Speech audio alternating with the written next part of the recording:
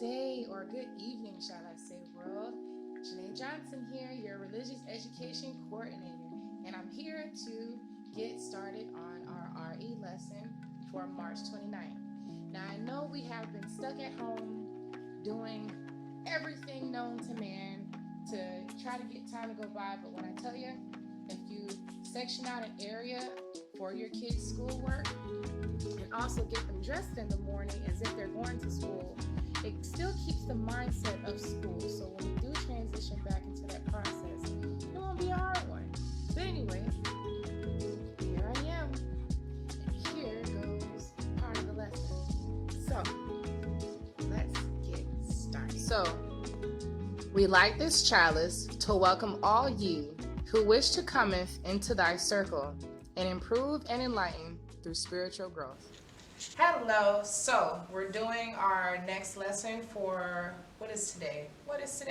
Irrelevant, for March 29th on Sunday. So we're going to go over session 5, remembering that our bodies know what they know. So before we go into it, let's reflect on what this actually means to us and how does it mean for our bodies being wise. Can we listen to our bodies in wisdom? What does that even mean? Well, when we get hungry, our body is triggered by something that says, hey, I'm hungry. It's like, I actually might be hungry myself. We can be wise when our body tells us it needs food. Also, when our body tells us we need rest, we start to feel a little tired. If we push a little too far, we actually might even get like a headache, like triggering. Sleep! There's so many ways for our bodies to exercise, to exemplify what it means to be bodies of wise, bodies of wisdom. So remembering that our bodies know what they know. Let's go a little bit further. We can tell when our body tells us that we need a hug. What do? We go to a family member. Hey, come here. When we need a hug, we get a hug. Now I know during these particular times, it's kind of rough to even do that with the people, but I say at least embrace the people that you have in your home. Thank you, love. Also,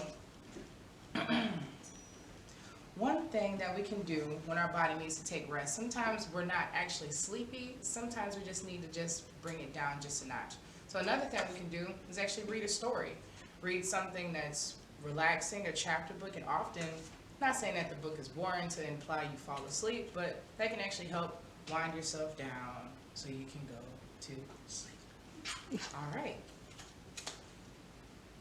Let's go outside for our meditation. Now, let yourself relax.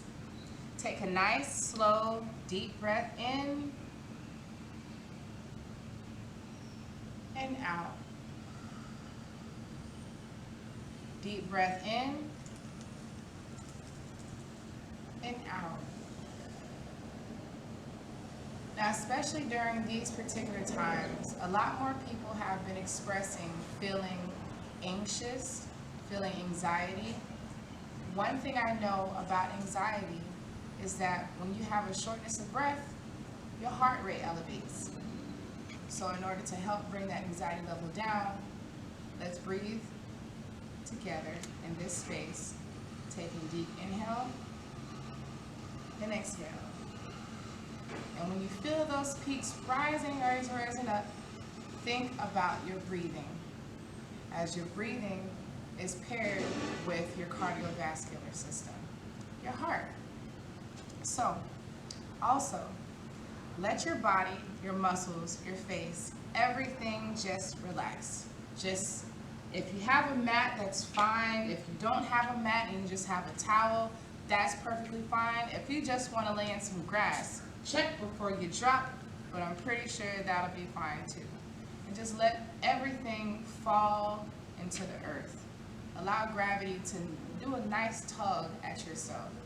And then imagine all the problems, the superficial problems that you may have in your space. Just imagine gravity just pulling it out like this and sending it back into the world to be converted into positive energy that comes back into your breath. Think about that. We're going to be fine. Take care of each other, take care of your loved ones, take care of yourself. Wisdom of yourself, of your body, is recognizing those triggers where you actually need to just stop. Think, can I solve this right now?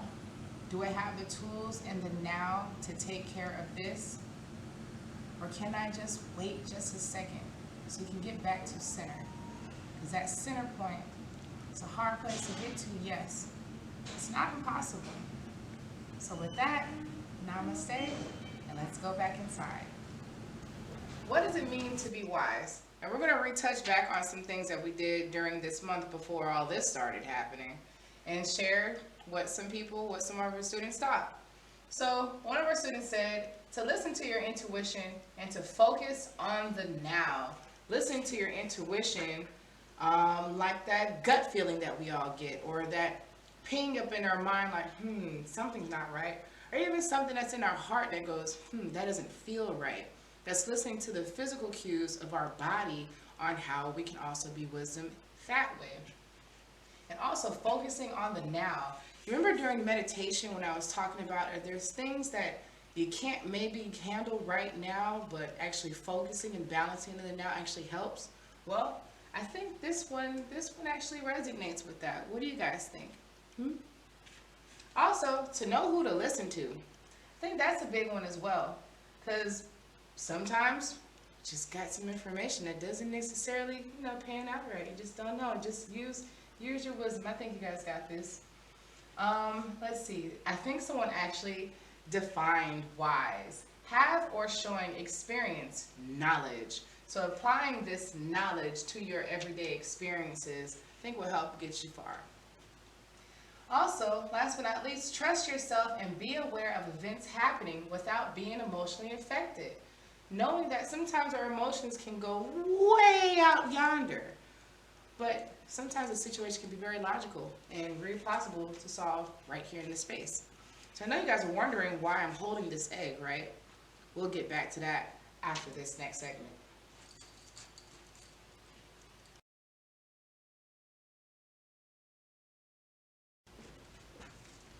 Look at that. Wisdom of the heart. Anywho, so this next one I put up here, instead of doing a story, I want you guys to think about these particular names up here. Just this section right here, because I did a little game basically saying, name a fictional character that shows wisdom. Now we've seen plenty of Disney movies, Pixar, where there's always some older character, or even a younger one, that exemplifies just this cosmically non-bounded wisdom. They just know. Like for instance, one of my favorites, where is he at? Master Oogway from Kung Fu Panda, and the advice that he was providing to Po in becoming the Dragon Warrior. He realized in the movie that it had nothing to do with some type of special power that was bestowed upon him, that his specialty was the fact that he was just himself. If anybody remembers that movie, he pulled out the dragon scroll and it just had a reflection of himself. That was the secret ingredient, seeing it within you, within yourself. So I thought Master Oogway, that was actually one of my favorites.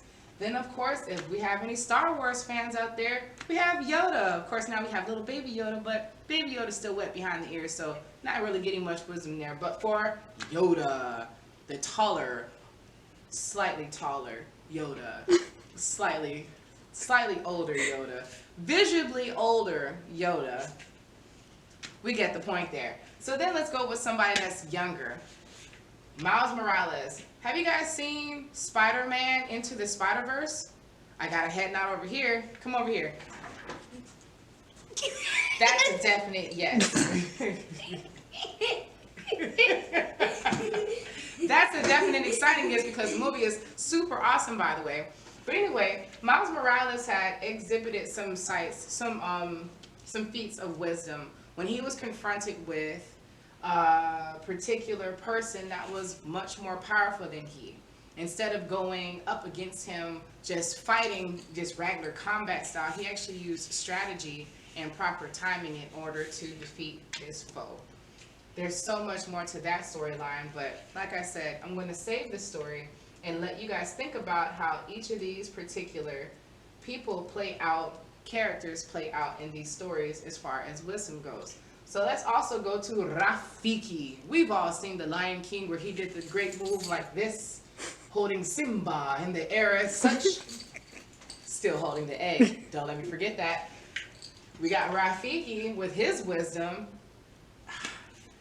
It's hard to even hone in on one thing. However, I'm pretty sure YouTube has some awesome clips about Rafiki's best quotes. Then we have Moana's grandma.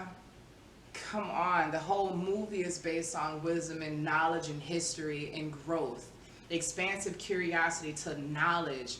Lessons unfolding upon lessons upon someone that was so young. Moana was only 16 and was able to save her space, not because of any special power, but because of who she was as an individual and what she could provide to her city was different from what they were used to. Somebody put down Santa Claus. Now I think we put that because he knows when you're sleeping, he knows when you're awake, he knows when you've been bad or good, so be good for goodness sake. So we got that, and the Avatar or Aang. We've seen the Avatar. Now there was four different nations that he had to bring together, and that was the power of, what was it considered? The Avatar. That was the power of such. And there's a lot to go in that particular area, and I don't want to say anything wrong. I'm just going to say, if you have not seen the Avatar, The Last Airbender, this particular cartoon is a really nice one to jump into. So without further ado, we're going to go into the actual people. We have Jackie Chan, person said their mom, Obama, Keanu Reeves, James Earl Jones, Jim Carrey, Morgan Freeman. When we think about all these characters and type of movies that they've actually played in, it was always some type of wise, astute savior type of character that they've played in. We have Morgan Freeman literally played God. Keanu Reeves played the one. In how many movies? Not sure, but more than enough. But I think we got the point here. I'm going to talk about the egg and how Easter came in, dropped her little egg onto the world, the rebirth of the planet. Here we are in a big major shift. Let's get to it. So just to give you guys a heads up on what the theme is for next month. Next month our theme is liberation. And this is based under the faith of Hinduism. Let's see. How can we put this? Before I even get into anything, I'm just going to ask you, what does it mean to be liberated? If you have a dictionary, take out the dictionary. Take time to actually look it up. Read the word. Write it out. Think of a sentence and how you even use that word. And try not to use politics. Try to use something that you come up organically on your own. So just to recap, because we're going into April already, let's see if we remember our months and our themes. Which theme goes to what month? We have January, February, March. We have resilience, wisdom, integrity. So January, what do we think that falls into? What do you got? Wisdom. Wisdom? And that is incorrect. March is actually wisdom. So here we are right here. March is wisdom. Now January, now that wisdom's out, we have resilience and integrity. Integrity. January was the month of integrity, based under Quakerism. Of course, we had to postpone that field trip, guys, but we'll get back to it. The Quakers are super excited. When everything calms down, we'll get back into that groove. So without further ado, the last one is February resilience, and that's based under the Black UU church tradition. So just want to make sure you guys are keeping up with the themes. We have a whole season that has gone by. Less than a couple months before school is over for the rest of the year. I hope you guys have taken in this lesson, took the opportunity to actually do your meditation, and I look forward to seeing you all next week. Bye.